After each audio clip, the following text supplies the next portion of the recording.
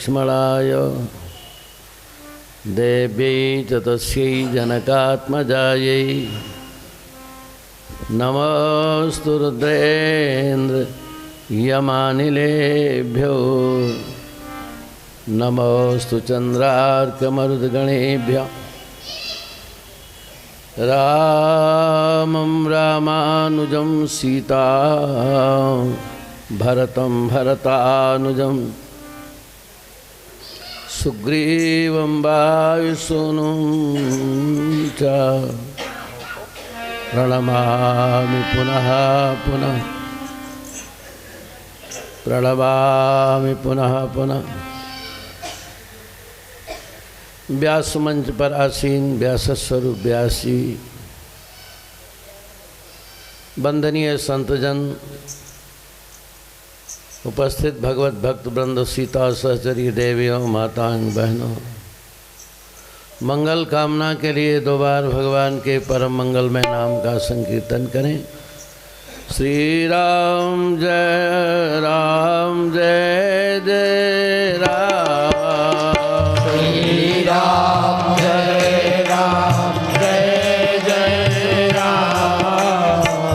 श्री राम जय जय राम, श्री राम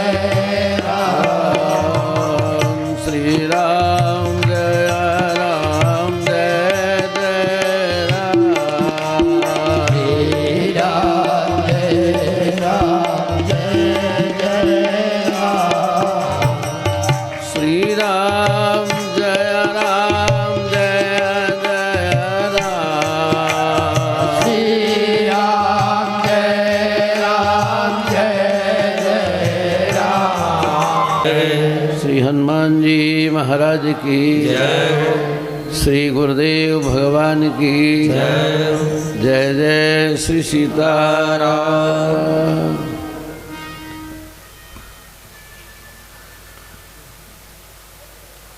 श्री व्यास जी के मुखारविंद से बड़े ही सुमधुर कंठ से भगवान श्री राघवेंद्र के पावन चरित्र को बड़े ही आध्यात्मिक ढंग से श्रवण कर रहे थे।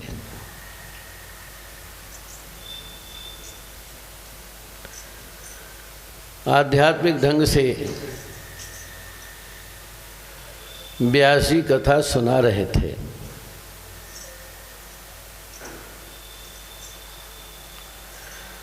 भगवान श्री राम पूज्यपाद श्रीमद् गोस्वामी तुलसीदास जी महाराज रामचरितमानस की रचना करने के पहले राम कौन है मंगलाचरण में ही लिखा, यन्माया वसवर्ति विश्वमखिलम ब्रह्मादि देवासुरा यत सत्वाद मृषैव भाति सकलम रज्जौ यथा अहेर्भ्रमा। यन्माया वसवर्ति, जिसकी माया में यह सारा जगत बंधा हुआ है। चित्त की वृत्ति एकाग्र रखेंगे।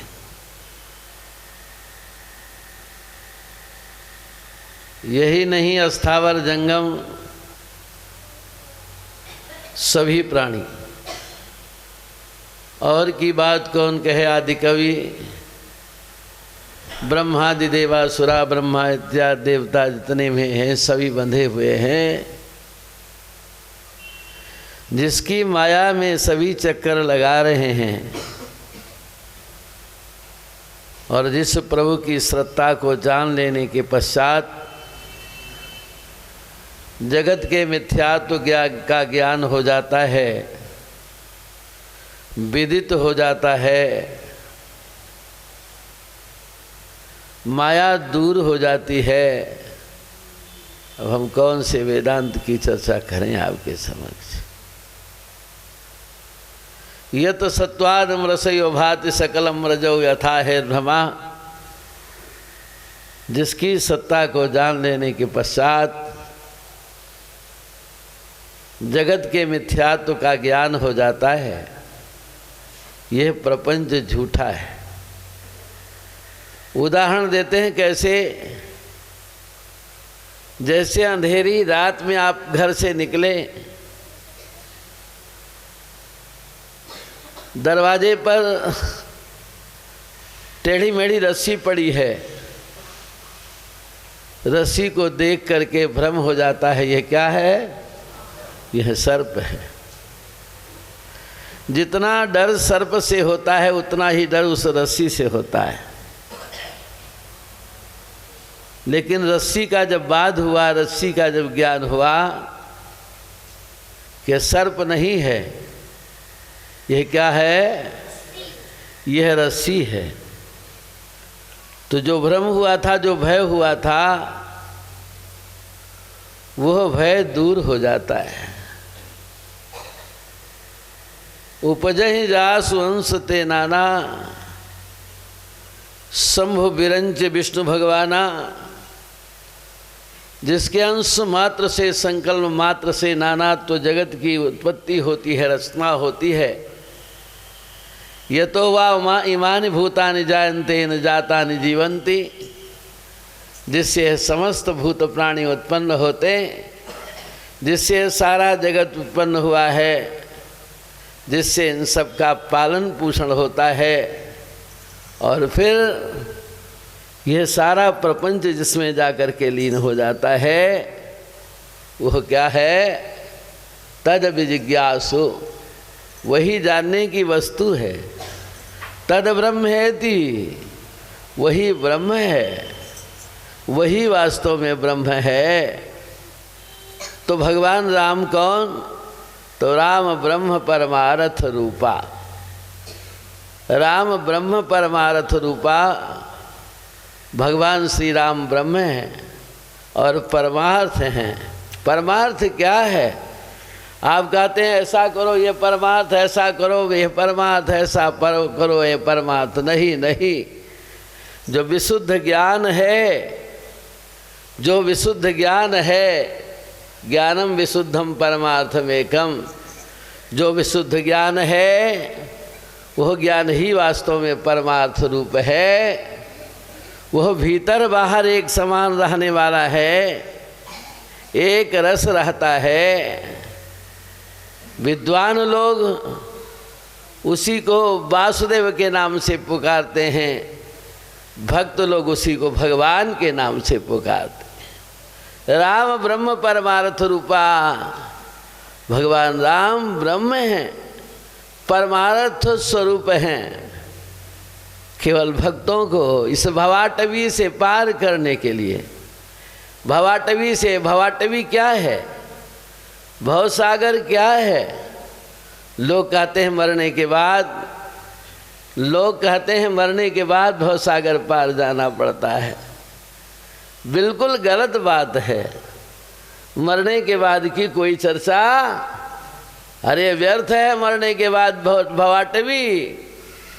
नहीं नहीं, जो जीवन मुक्त नहीं हुआ, जो जीवन मुक्त नहीं हुआ, वह मरने के बाद की चर्चा व्यर्थ में ही करता है।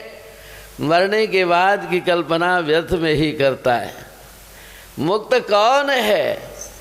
कहा जिसने अपने उद्धारकर्ता के रूप में प्रभु को वर्ण किया है, जिसने अपने समस्त भावों को भगवान के चरण में अर्पण किया है, जो सब प्रकार से भगवान की भक्ति करता है, अपने समस्त इंद्रियों को भगवान के चरण में झुकाया है, वह वास्तव में चिंताम न कुर्या न रक्षा, यही विक्रीतस्य था पशो तथार्पयन हरे देहम विरमेदस्य रक्षात् चिंताम न कुरियान रक्षायै।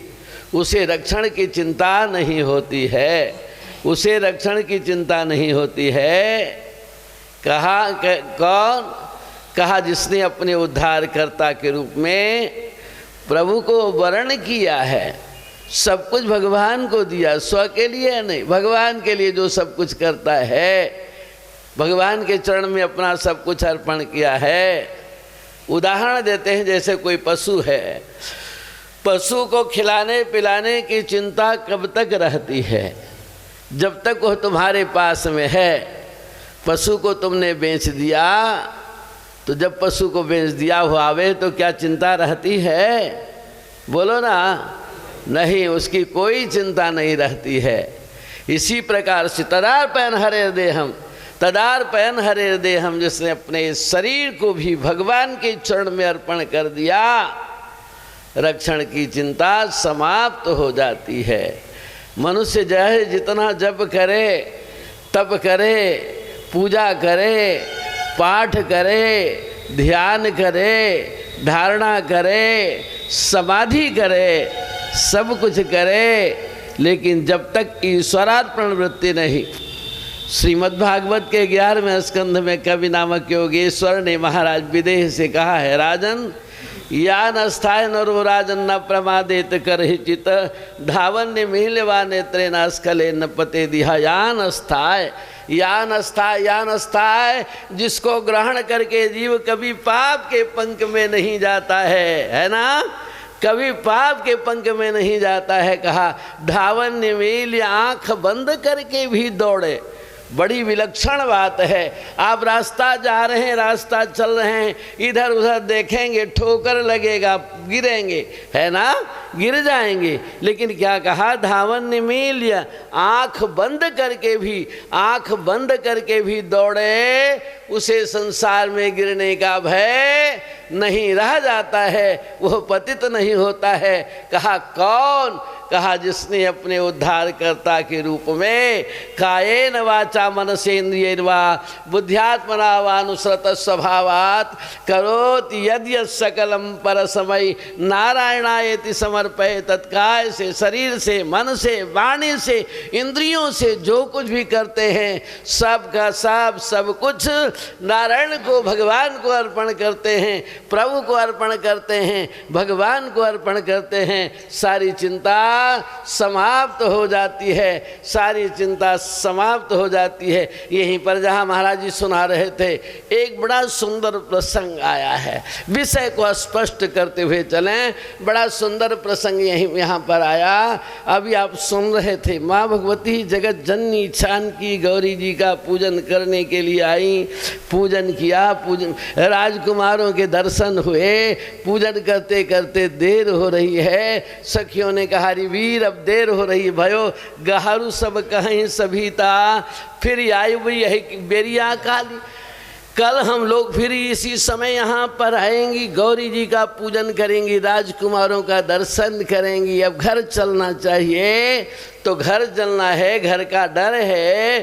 तो घर के तरफ जब चलती हैं तो पूज्यपाद गोस्वामी जी महाराज बड़ा सुंदर चित्र यहाँ पर खींचते हैं। क्या कहा, देखन मृग विहग तरु, देखन मृग विहग तरु, फिरई बहोरी बहोरी, निरखी निरखी रघुबीर छवि, बाढ़े प्रीति न थोरी। मिसमा ने बहाना होता है, अरे वीर देखो यह वृक्ष कितना सुंदर है, अरे वीर देखो यह पक्षी कितना सुंदर है। क्या पशु और पक्षी को देखना है, क्या वृक्ष को देखना है? नहीं नहीं, क्या कहा, ये तो मिस है। मिस माने बहाना है, मात्र बहाना है। देखना किनको है? देखना तो राजकुमारों को है, देखना भगवान को है, प्रभु को देखना है। महाराज जी ध्यान दें, यहाँ पर विचार करें। महाराज संसार में आए हैं, संसार में रह रहे हैं, संसार का कार्य कर रहे हैं। स्वामी राम हमेशा कहा करते थे, हैं, न घर छोड़ो न हरि भूलो, कर्म कर जिंदगानी में, रहो संसार में ऐसे, रहो संसार में ऐसे, रहो संसार में ऐसे। कैसे? कहा कमल रहता जो पानी में, जैसे जैसे जल में कमल रहता है उस प्रकार से संसार में रहो, तब तो तुम्हारा रहना सार्थक होगा। तो ध्यान दें इस विषय पर। तो क्या कहा? देखन मिस मृग बिहग तरु, मिस बहाना होता है। देखो वीर, ये पशु कितना सुंदर, ये पक्षी कितना सुंदर है, वृक्ष कितना सुंदर है। पशु पक्षी वृक्ष को देखना है? नहीं नहीं, देखना तो राम जी को है, देखना राम जी को है। महाराज जी संसार में आए हैं, संसार में रह रहे हैं, संसार का कार्य कर रहे हैं, संसार का कार्य कर रहे हैं। ध्यान दो, अपने ज्ञान इंद्रियों को देखना किसे? देखना किसे होता है? आँख से। आँख ज्ञान इंद्रियां हैं। अपने इस ज्ञान इंद्रियों को तो भगवान की तरफ और कर्म इंद्रियों को संसार की तरफ, गृहीत्वैपेन्द्रियैरर्थान् यो न द्वेष्टि न हृष्यति विष्णोर मायामिदं पश्यन् सा वै भागवतोत्तमः। गृहीत्वैपेन्द्रिय अर्थान्, इंद्रियों के अर्थ को, इंद्रियों के व्यापार